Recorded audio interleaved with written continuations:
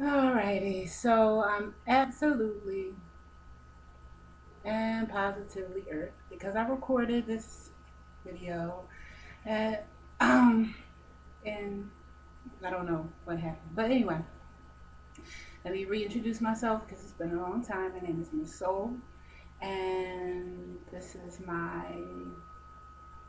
these are my thoughts. You know, it was supposed to be a video journal, and I'll get into why I haven't recorded in a while. And I always intend to like write down what I want to talk about so I can stick to some type of format. But I'm a free spirit, and it's a free country, and this is YouTube. I guess you can do what you want. And it's my channel. Anyway, I guess the reason why I'm recording today is for a purpose. Um, as if you watch any of the few videos that I recorded, I had gastric bypass surgery, RNY, whatever you want to call it, um, on March 25th of 2009. It was a life-changing experience. I would do it a million times. My consultation weight was 300 and I guess 75 pounds. When I went in for surgery, I was about 365. My lowest weight was about 173, and now I teeter-totter between like 189 and 199, 200, whatever. Um, and I really want to get into the weight gain. It's not about the weight gain per se because I'm at a comfortable weight for myself. I'm 6 feet tall. Um, I like a little meat on my bones. Um, I was so cold in the winter. It was never my goal to be thin. It was always my goal to feel good. And I love Lane Bryant. I really do, but I just really never wanted to shop there again. I was shopping there ever since I can remember, and I was tired. I just wanted to know how I felt to be healthy and how it felt to. I don't want to say normal, but I just wanted to be different, and I thought that was a good start since it's all I knew was to be obese and whatever. But that's not like to say anything about anybody else. I still love big girls. Um, I do like women, and I prefer women that aren't thin. Just a preference. But anyway, back to the weight gain. The weight gain was because of a bad habit that I had of putting other things, other people, relationships before my own self. And I did that because of the fact that I lost my job, I got sick. Um, my job was what I think I had been using to feel good about myself. I was a top seller, very made me feel productive. I always knew it wasn't my purpose, but it distracted me from not fulfilling my purpose.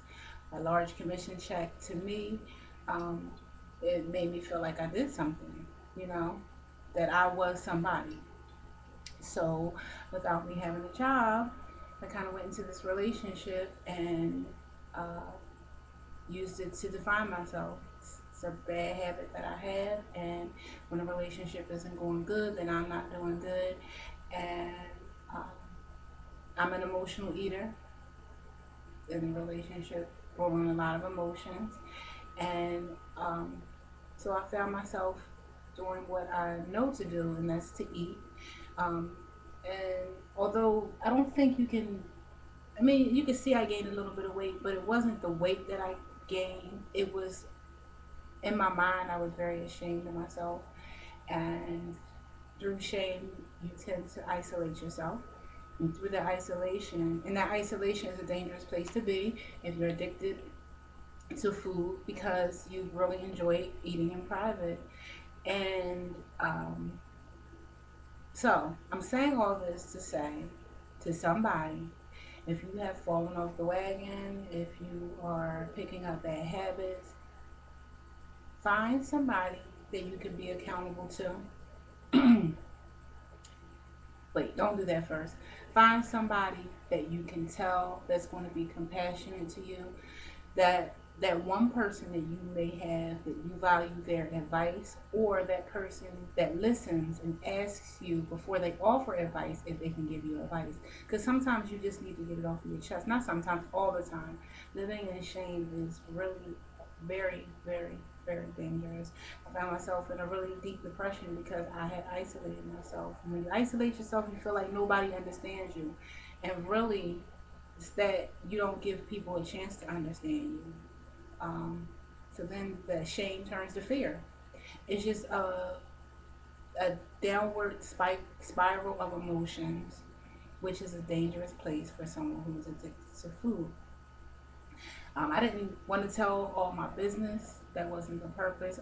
I just being me, MzSoul, and all I know to do is to say what's on my heart. And yeah, I kind of living in that shame. I gave up a lot of things. I was life coaching, and I felt ashamed of my own emotional state. So I said, how can I help other people? How can I empower other people? How can I inspire other people when I can't even inspire myself? I can't get myself out of this. And everybody has a purpose. And when you live in shame, you it's no way to fulfill that purpose. You can't. It's impossible. Um, so that's all that I'm going to say about that. Another thing is, has anybody tried that PB2 stuff that Dr. Oz was talking about today on his on the show, or the lady was talking about on Dr. Oz's show? I always wanted to try it. It's rather expensive, but peanut butter is one of my I wouldn't say guilty pleasures because it's peanut butter actually has good fat in it. I can overdo a peanut butter sandwich. I can reach for a peanut butter and banana or peanut butter and jelly sandwich like 2 times a day, 2 or 3 times a day. I really can.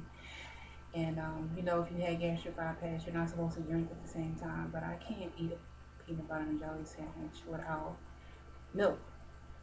So it's like really, really bad. But speaking of peanut butter, I'm really interested in this PB2 stuff. It only has 4 grams of protein, which I think regular peanut butter has 8 grams of protein per tablespoon. But I enjoy peanut butter, like I said, and I put peanut butter in my chocolate protein shakes. So I wanted to give you 2 recipes for protein shakes. I use Myoplex, strawberries and cream, and chocolate. My secret ingredient, not so secret, I actually think I got this from um, Lemon Face. She has a blog, according to something, The World According to Lemon Face. She is like my RNY cook, because that's my other passion, coaching and cooking. Um, she's like my idol, and she has recipes for days. And cottage cheese, I take a scoop of cottage cheese. Number one, it adds protein. It gives it like a cheesecakey kind of taste. um, so I take a scoop of that. Of course, I make the protein shake the same way. I prefer to use half a cup of water, half a cup of milk. I prefer unsweetened almond milk, 3 cubes of ice. If you're going to use the 3 cubes of ice, you probably want to hold off on the water until you taste it. Taste it first. If it's not thick enough, then you add the water. If it's not thin enough, I want to say a half a banana and 1 tablespoon of peanut butter. Peanut butter masks the taste of any um, the chalky taste of protein that protein can have. I do what you want. Some people, they don't want to. They're the low carb thing. They don't want to eat peanut butter. I mean, whipped cream. I can't eat a protein shake without whipped cream. It has less than 1 gram of sugar. Um, that and the strawberry one. You want to do? Oh, and Smuckers has a sugar-free caramel drizzle, which has Splenda, and I'm really against Splenda. So if somebody can suggest to me another drizzle that doesn't use artificial sweetener, I would appreciate it. I'm trying to get away from all those artificial sweeteners, especially Splenda, because there haven't been enough tests on Splenda to me to guarantee that I'm not going to grow up and grow up hump on my back or something. I may not grow up because I'm 32, but to I don't want to mutate or something. So I'm trying to get away from the artificial sweeteners. Um, and the strawberries and cream one, just add the scoop of peanut butter. I mean, not peanut butter. Oh, that sounds disgusting. Add the scoop of cottage cheese, and it gives you a strawberry cream cheese. I mean, strawberry cheesecake protein shake. Again, I don't eat my shakes without whipped cream. I just don't do it. So that's my protein shake recipe. I'll have another recipe, two more the next time for what do you call that? Oven fried chicken or fish, whatever you want to do, and another one for collard greens. I prefer kale greens, so kale greens in a slow cooker. I have that next time. They're really spicy, but they're so good. I promise. Is there anything else that I wanted to say? Oh, I'm going to get tonight. I'm going to order the It Works wraps. They're supposed to, and I've seen pictures. I know people who actually use them. They're supposed to help you to lose fat or to tighten you up in places that you want to be tightened up. People use them on their chin. Since I gained a little bit of weight, mine actually filled out. But it was very chickeny because I had a really fat face. I still have a fat face, but I like it. Um, it's really like like a chicken thing. Still got just a little teeny bit. You can use it wherever. I even saw one lady use it on her feet. I've seen the results, but I want to see for myself. I'm going to use it on my gut.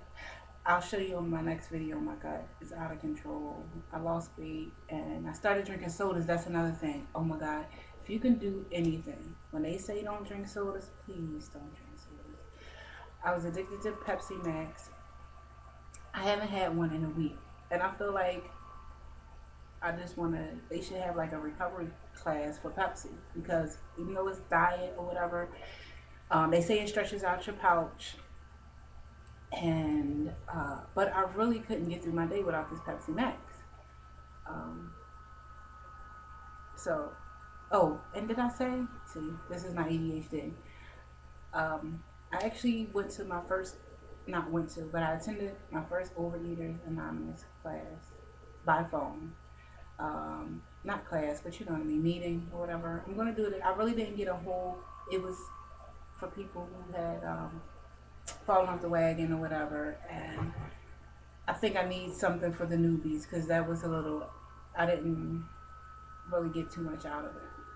I didn't even know how to unmute my phone really. Said press start, but I couldn't get it together. So everything else, I really was more organized in my last one, but that it really threw me off that this isn't recording. Uh, all right, so basically, I gave you the recipes. I really wanted to send a message to concentrate on yourself in life. If you don't concentrate on yourself, um, you won't be successful at anything, and not especially, and that includes this surgery, this process, this journey. If you've had RMI, if you've had gastric bypass, if you're going through weight loss, period. Losing the weight to me was me doing that. It was an act of love. I was making love to myself. Making love isn't all about sex. It's about, the act of making love. And I created this love for myself through this journey. I hadn't been loving myself. I hadn't been taking care of myself the way I would take care of another person. So treat yourself like you would treat your lover, basically, or else. Or else. All right. God bless. Good night. I am starving. Wait a minute, and that wasn't an emotional compulsion type of thing. I haven't eaten all day. Really, I haven't. All right, how do we start this? Okay, peace.